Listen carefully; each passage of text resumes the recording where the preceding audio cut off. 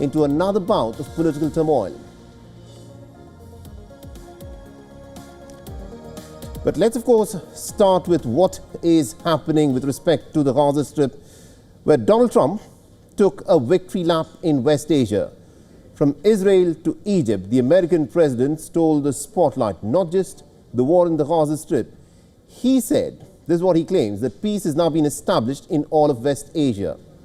He signed a declaration for enduring peace and prosperity. Over 20 world leaders were present as Qatar, Turkey, the United States and Egypt signed on the document.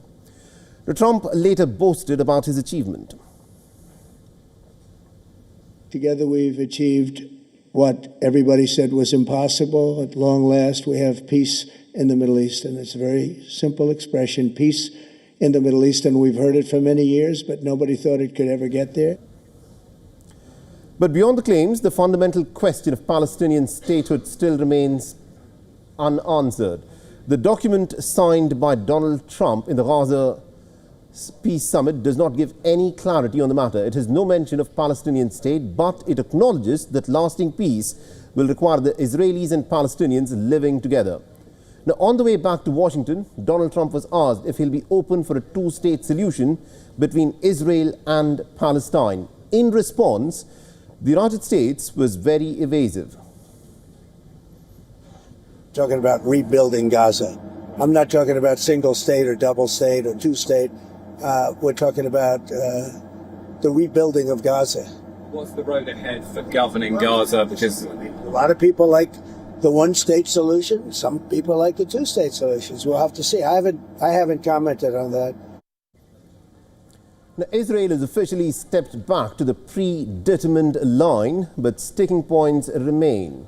From disarmament of Hamas to the governance of post-war Gaza. And according to Trump's peace plan, post-war Gaza will be governed by a board of peace headed by Trump himself. Now, the Palestinian faction is yet to accept the key terms of the agreement. The Israeli Defense Forces still remain in occupation of more than 52% of the Palestinian territory.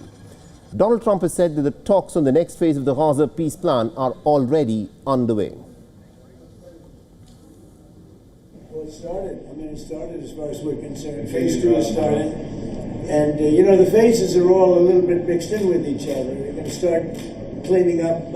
You look at Gaza, it needs a lot of cleanup. That's why when I talked in my speech, I talked about the debris. I used the word debris. That's debris times 10. All right, now to put things in perspective, we are joined in this broadcast by Mr. Elijah J. Magnier, who is a senior war correspondent and also an analyst.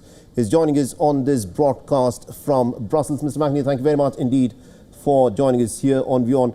Now, Donald Trump says that the war is over. At this moment as we speak, even before the ink is dried in the paper of the ceasefire deal, the Israeli forces have killed at least 5 Palestinians, saying that they were walking towards these Israeli forces and were not willing to heed to the Israeli instructions. But my question to you is this. As things stand at this moment, do you think this war is over, considering what the Israeli defense minister has also been putting out on X, saying that Israel will, once the hostages and their bodies are received back, will go ahead and finish the job in the Gaza Strip? Thank you for having me. Well, first of all, yeah, is 20. All right, there seems to be a bit of an issue with the audio there with Mr. Elijah Magnier. We'll try reconnect with him in just a bit. Mr. Magnier, are you able to hear my voice? I think we lost your line there for a bit. Go ahead with your response.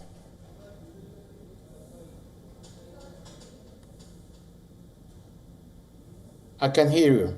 Yeah, go ahead with your response. I think we lost your line for a bit, but do go ahead with your response.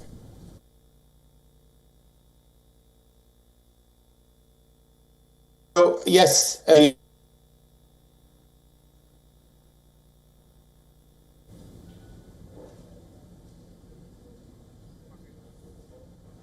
All right, there seems to be some audio issue in the line there.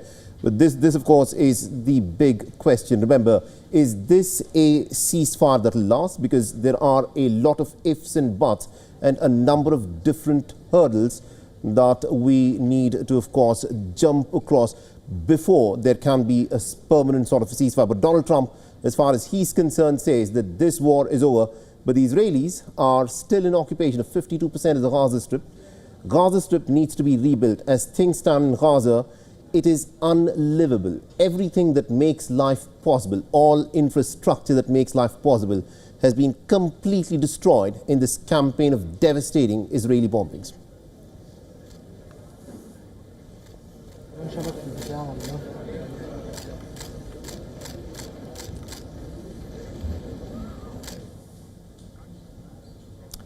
Now, the government shutdown continues in the United States. The lawmakers will be returning to Capitol Hill, and the Republicans and the Democrats are set to vote on the stopgap funding bill for the 8th time.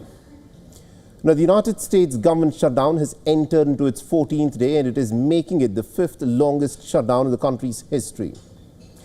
The thousands of federal workers have lost their salary, but the political heavyweights in Washington remain unfazed. The House Speaker, Mike Johnson, has called on the Democrats to do the right thing and to vote to open up the government. The Republican has refused to bow down to the Democrat demands, and it seems like they will continue to maintain that stance. The Democrats, on the other hand, stand firm on their demands. Healthcare issues top the priority of the blue camp. They want the Republicans to commit on Obamacare subsidies that are set to expire this year. The House Minority Leader, Hakeem Jeffries, has said that the Democrats are ready to sit down and have a conversation with the Republicans to find a bipartisan solution. But such discussions have not been taking place thus far.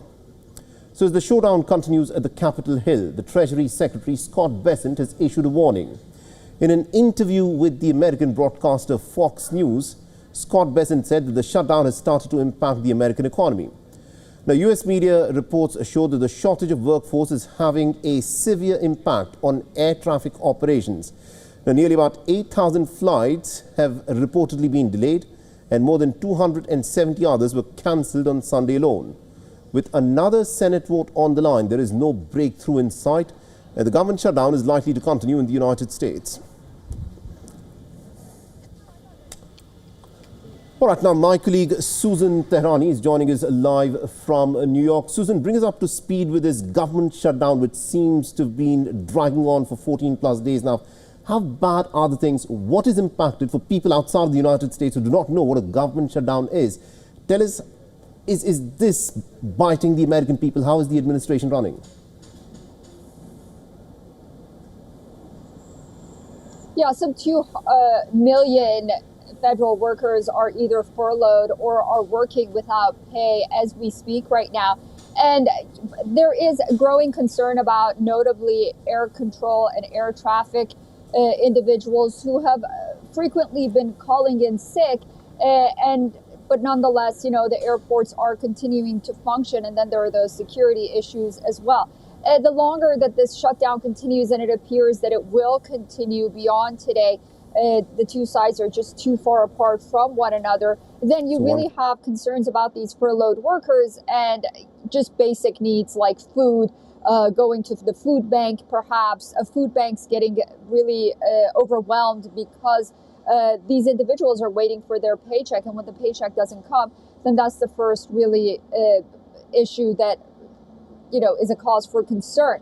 And then, of course, there's also staff at other locations and other places where, you know, ordinary Americans need to go to, for example, you know, SNAP benefits, women's shelters. These are all places that are very concerned about this shutdown because, as I mentioned, the longer that it goes, the longer they're going to be overwhelmed. Mike Johnson was very clear. He said that he wants this continuing resolution today to pass, which would temporarily keep the government open. And Senator Lindsey Graham, a Republican, said that they're open to negotiations on health care, but the government needs to open first, and then those negotiations could take place. It seems that the Democrats believe that they have the momentum right now, and if they vote on this continuing resolution, then they're discussions on healthcare and whatnot is not going to be as effective. So this is where we stand. Interesting. Thank you very much, Susan Tehrani, for joining us with all those updates there. All right, now the French Prime Minister, Sébastien Lecornu, is facing a crucial test in the National Assembly. He's presented a high-stakes budget proposal before the lawmakers. The proposal is aimed to end the political crisis and could drag France deeper into turmoil. Lecornu stood up in the National Assembly for the first time after taking office. He started his speech on an emotional note and said that the French parliamentary crisis will not turn into a regime crisis.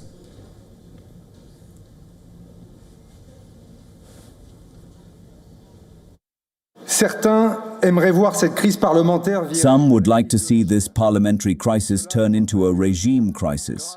This will not happen thanks to the institutions of the Fifth Republic and its supporters. But this crisis has roots. D'autres crises sont palpables. Lecornu, in fact, refused to use Article 43.9 of the Constitution. It allows the government to bypass the National Assembly to get the legislation through. Now, what is interesting is this. Lecornu's predecessor, François Bayrou, had tried to use this article to pass the budget proposal. But his government was eventually brought down in a no-confidence vote.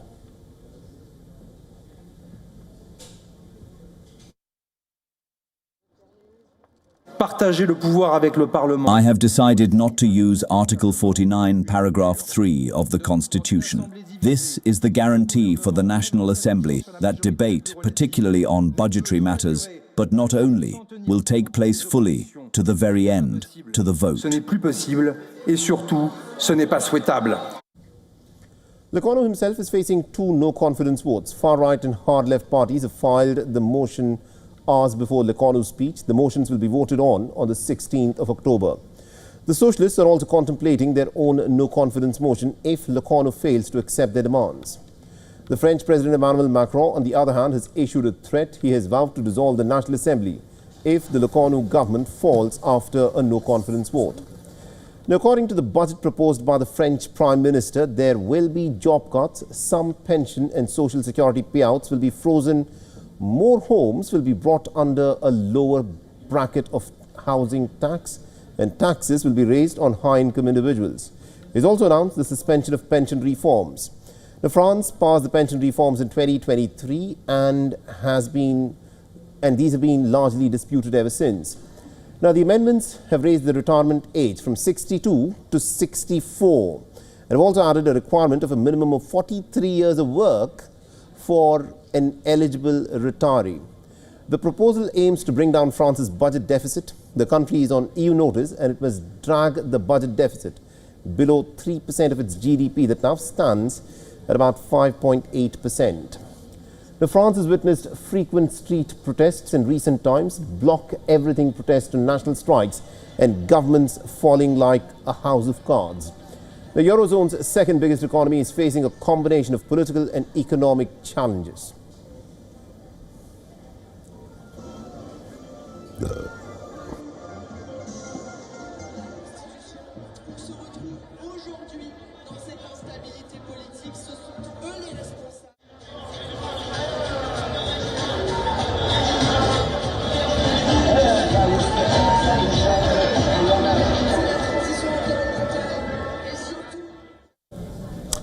After weeks of Gen Z protests that gripped Madagascar's President André Rajoelina's worst nightmares are proving to be true. With chance of potential military takeover in the island firming up, the elite military unit CAPSAT has reportedly claimed that it has seized power in the country and has ousted the president.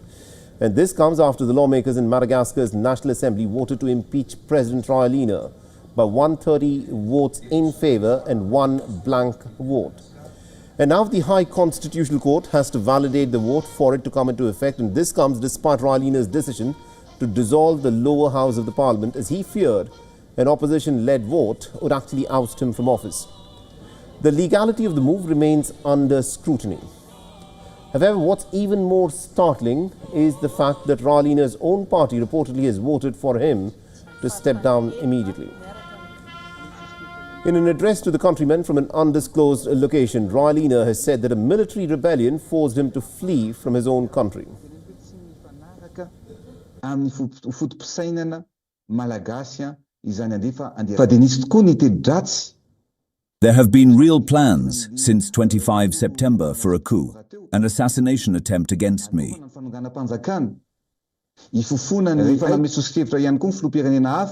When other African presidents proposed sending military contingents on a peacekeeping mission, I told them that this did not reflect the values of the Malagasy people, and I refused.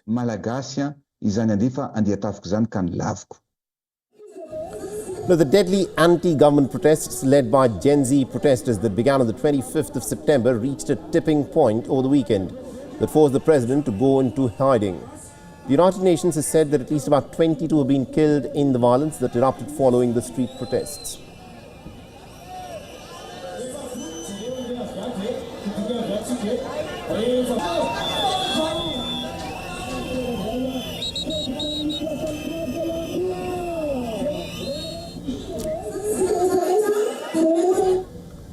And our correspondent Louisa Olani has sent us this report, isn't it?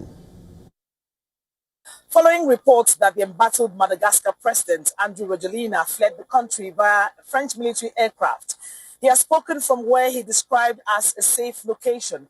He announced dissolution of the parliament with a decree that shall enter into force immediately after opposition leader Siteni said Monday they would vote to impeach Rajoelina for the cessation of duty. Now, Rajoelina still claimed to be president since he has not officially resigned. But the protest continues as the youth clamor for him to step down despite dissolving his cabinet days ago. Fingers remain crossed as the opposition dismisses the dissolution as illegal.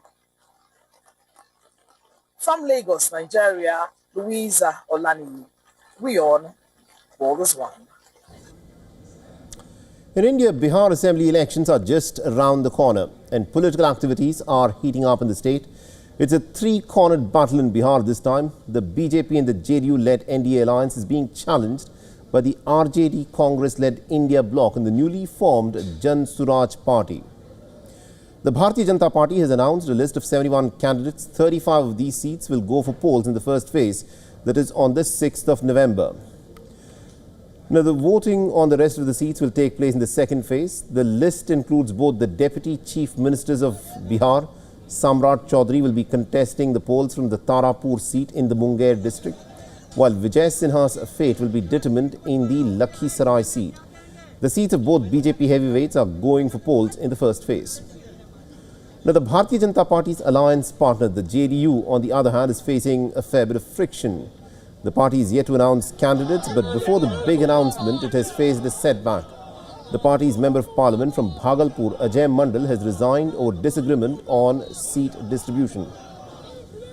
The BJP and the JDU alliance locked a seat-sharing agreement last week. Both parties will be contesting on 101 seats. The third big alliance partner, the LJP, the Lok Janashakti Party, led by Chirag Paswan, will get to field about 29 candidates, and other smaller parties like the RLM and the HAM will get 6 seats each. Now, this is the first time when JDU and the BJP are contesting on the same number of seats while in alliance in Bihar. The situation is pretty tense in the challenger camp, that is the India bloc. The alliance partners are yet to announce seat-sharing agreement as negotiations continue. The former Bihar Chief Minister and the RJD Chief Lalu Prasad Yadav announced candidates. The decision was later retracted after his son Tejasvi Yadav intervened. The RJD leaders are vying for tickets and they staged a protest outside the RJD Supremo's residence. The political strategist turned politician Prashant Kishore is also in the fray. His Jan Suraj party has announced candidates on 116 seats. Now, Kishore's party is not in the alliance with anyone, making him the only major political force that is expected to field candidates on all 243 seats in Bihar. Now, voting in Bihar Assembly elections will take place in 2 phases, with the first phase being scheduled on the 6th of November and the second on the 11th of November. And results will be announced on the 14th. And over 7 crore voters will elect representatives for 243 assembly seats in the state, with nearly 50% of the voters being below the age of 35.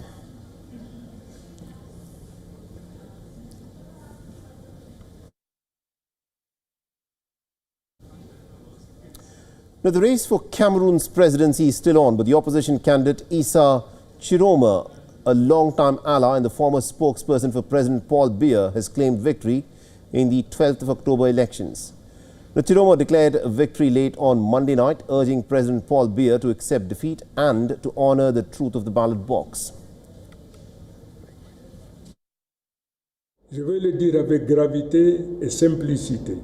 I will say it with gravity and simplicity. The people have chosen, and this choice must be respected. I call on all institutions, all administrative authorities, all officials not to become enemies of the people they are supposed to serve. The time of fear, manipulation, and false calculations is over. The only side that matters today is that of Cameroon. Le temps de la peur, de la manipulation. Now, Bihar, the world's oldest serving head of state, is now seeking an 8th term after 43 years in power. The nonagenarian, also mockingly known as Hotel President by his critics for his luxurious trips outside of Cameroon, has won every election in the last 20 years with over 70% of the votes.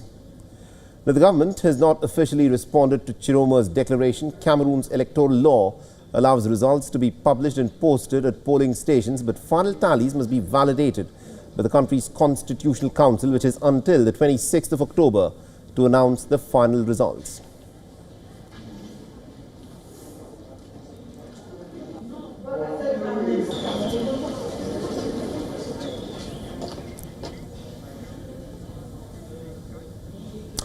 All right, let's also now take a quick look at the stories that are making headlines across the world.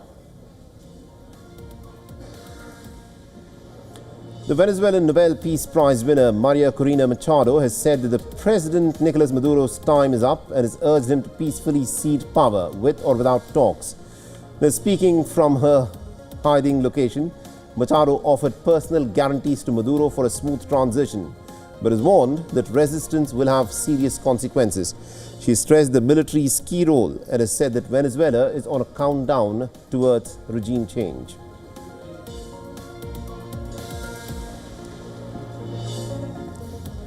And thousands flooded the streets of Brussels in a massive national strike, halting flights and also crippling public transport. The protests are being led by Belgium's 3 major unions, targeting Prime Minister Bart de Wever's government reforms and also spending cuts. The unions are especially opposed to changes to pensions. The police estimates nearly 80,000 protesters took part in the demonstration.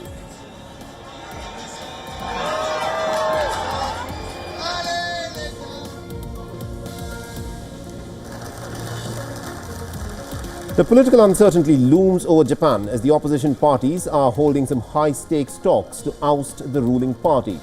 The ruling coalition collapsed last week, threatening Sane Takaichi's historic bid to become Japan's first woman prime minister. The opposition leaders, in fact, met today to explore a union that could block Takaichi and name an alternative premier.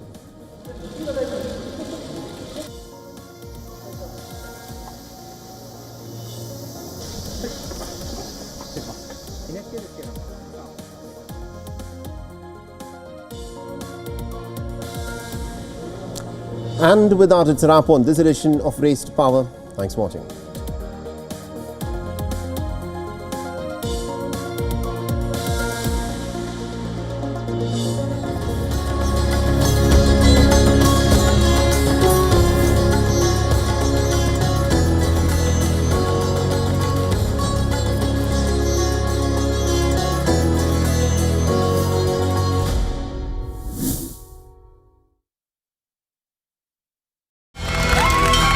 From the bustling trading floors of Wall Street to the vibrant exchanges of Asian stock markets, WION breaks it down for you to make sense of what's happening, as we reveal the key factors behind events, strategic battles, and the game-changing business decisions that shape the world. We bring you all of this and more on World Business Watch.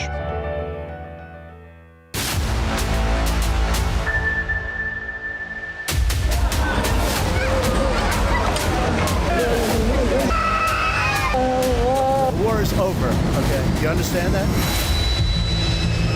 This is the historic dawn of a new Middle East.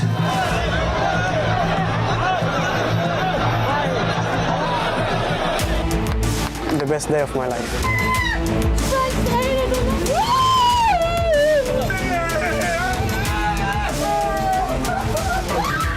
Donald Trump is the greatest friend that the state of Israel has ever had in the White House.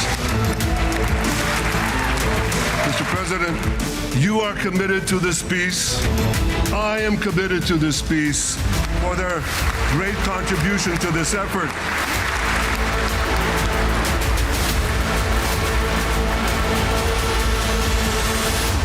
WION, India's global voice, the channel that brings you the biggest stories from across the world through India's lens. Now available in more than 190 countries worldwide. Because we believe that the world is one.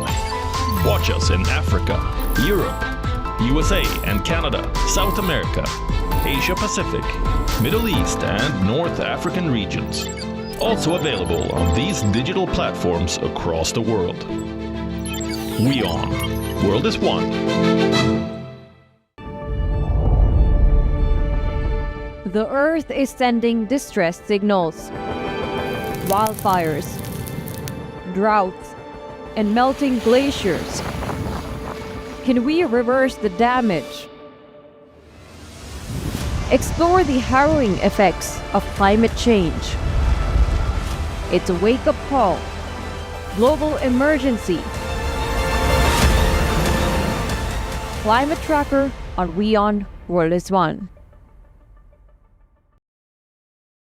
Rashtriya Swayamsevak Sangh. To some, it's an extreme ideology. To others, it's the very soul of India. To some, it's rebellion. To others, it's a principle of nation building. Coming soon to challenge perceptions in RSS centenary year, Kesariya at 100.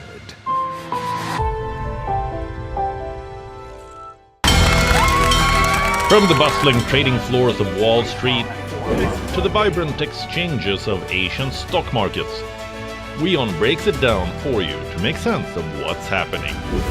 As we reveal the key factors behind events, strategic battles, and the game-changing business decisions that shape the world. We bring you all of this and more on World Business Watch. WION, India's global voice, the channel that brings you the biggest stories from across the world through India's lens. Now available in more than 190 countries worldwide. Because we believe that the world is one. Watch us in Africa, Europe, USA and Canada, South America, Asia Pacific, Middle East and North African regions. Also available on these digital platforms across the world. WION. World is one. The Earth is sending distress signals. Wildfires, droughts, and melting glaciers. Can we reverse the damage? Explore the harrowing effects of climate change. It's a wake-up call. Global emergency. Climate Tracker on WION World is One.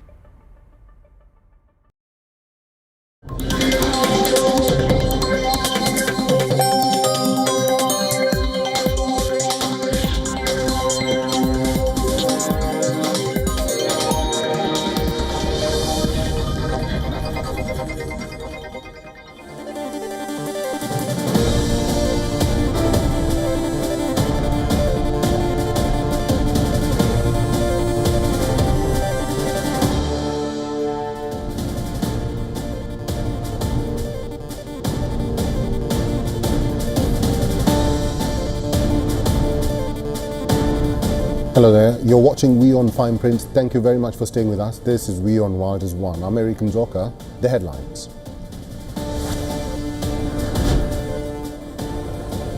Israel will not reopen the Rafah border crossing between the Gaza Strip and Egypt on Wednesday as demanded by the ceasefire deal. Sanctions Hamas over its failure to return the bodies of all dead hostages, vows to reduce the amount of aid flowing into Gaza.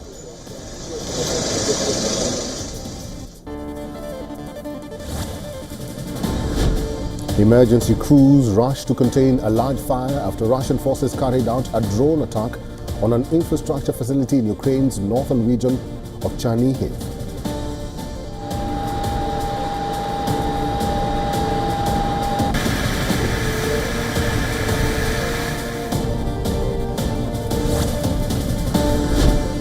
An elite military unit says it has taken power in Madagascar. This comes after the National Assembly voted to impeach President Andry Rajoelina for desertion of duty.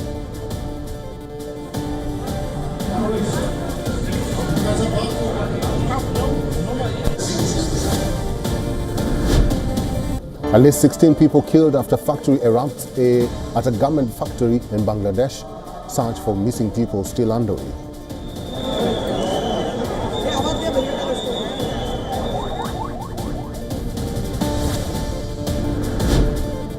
In a big blow to the CPI Maoist movement, top leader Malojula Venugopal Rao surrenders to authorities in Indian state of Maharashtra along with around 60 cadres.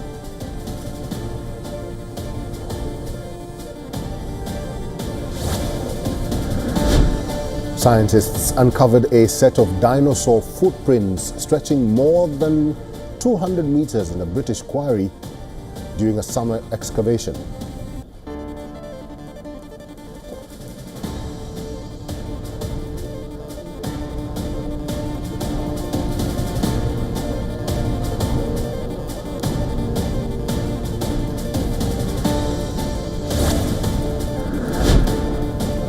The International Monetary Fund in October outlook increases India's growth projections by 20 basis points to 6.6% for the year 2025, while projects a decline of the same intensity to 6.2% for the year 2026. This despite US tariff hikes.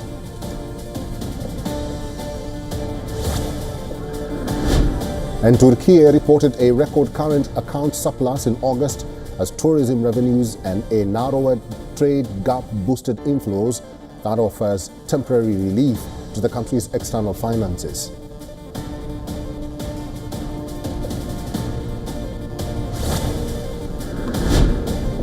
And in your sports today, Emma Raducanu's struggles continue as she is knocked out of the Ningbo Open in China in the first round.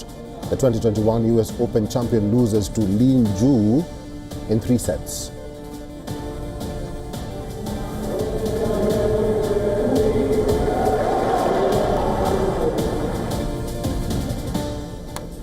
The stage is set for a high-stakes showdown. US President Donald Trump is closing in on a crucial decision, one that could shift the balance of power in the Russia-Ukraine war. At the heart of it are Tomahawk missiles, precision weapons that are capable of striking deep inside enemy territory. Our next report decodes Trump's strategy as the Russia-Ukraine war rages on.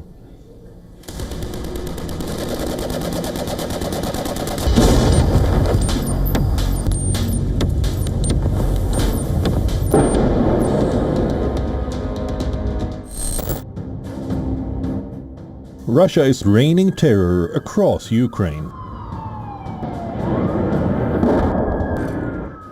It has launched a large drone and bomb assault, striking key Ukrainian cities of Kharkiv, Sumy and Odessa. Kyiv claims Russia stormed Kharkiv with glide bombs, 96 Shahed and Geran-type drones.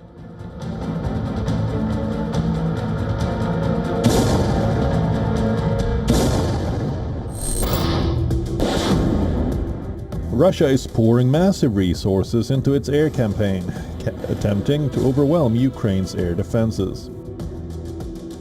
A staggering volume of aerial weapons have been launched last week. Over 4,500 drones, missiles and glide bombs.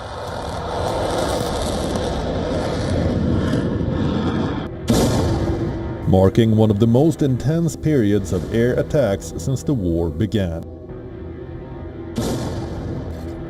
The assault specifically targeted power plants, substations and gas infrastructure. Russia's tactic is clear. It intends to cut off heat and electricity to millions of families across Ukraine.